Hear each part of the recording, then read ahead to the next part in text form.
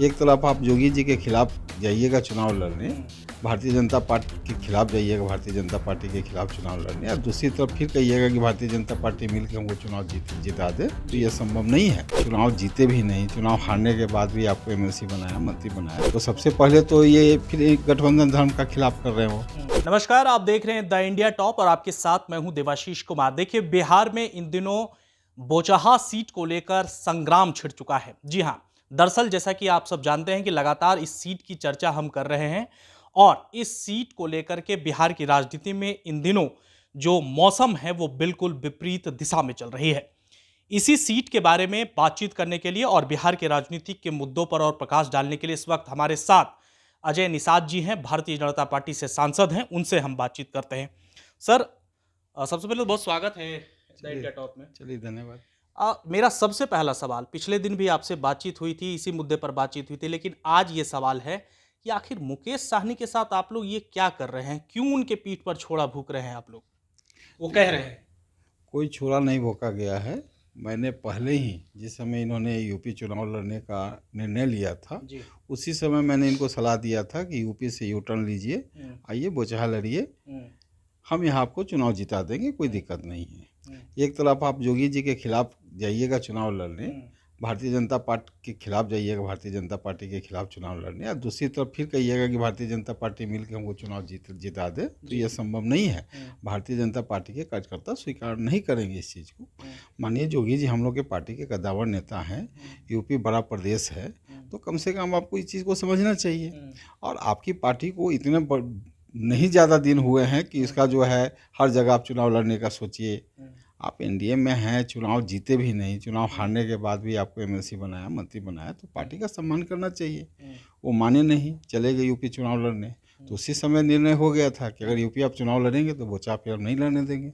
वही हुआ। भारतीय जनता पार्टी के केंद्रीय टीम ने बेबी कुमारी के नाम पे मोहर लगा दिया, और इसकी तैयारी हम लोग 1-1.5 महीना पहले से ही बोचहा पे कर रहे हैं।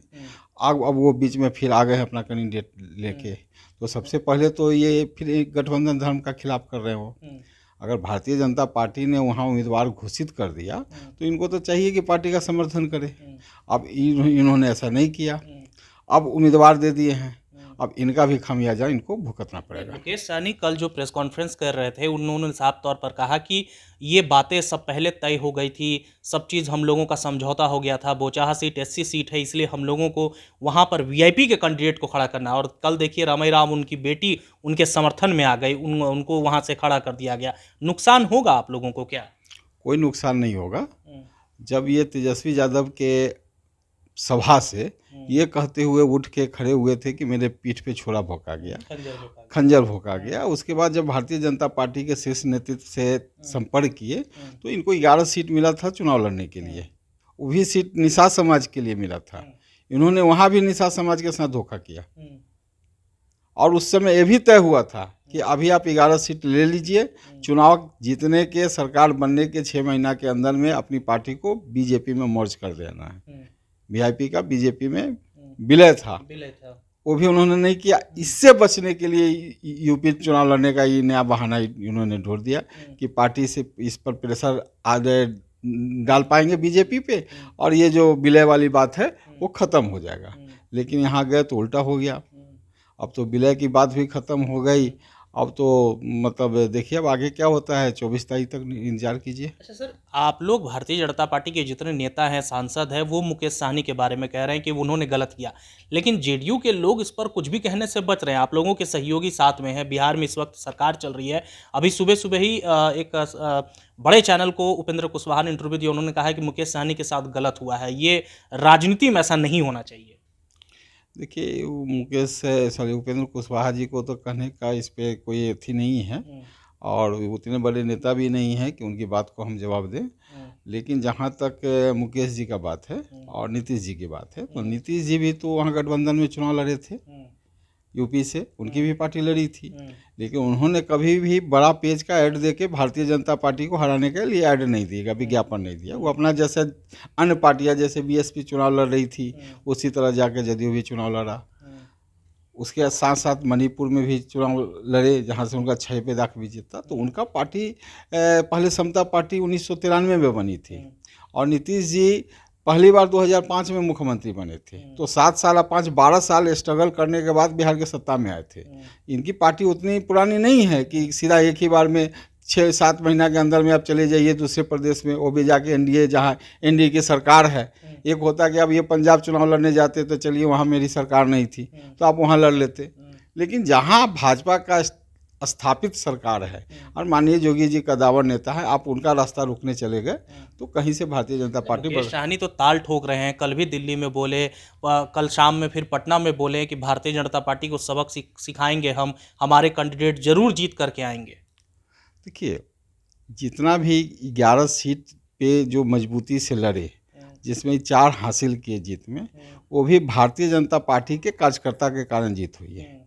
अभी वो चुनाव लड़ने गए हैं, पंचायत लेवल पर अपनी स्थिति मजबूत करें, क्षेत्र में घूमने के लिए कार्यकर्ता खोजें, अभी तो वो भी नहीं मिलेगा।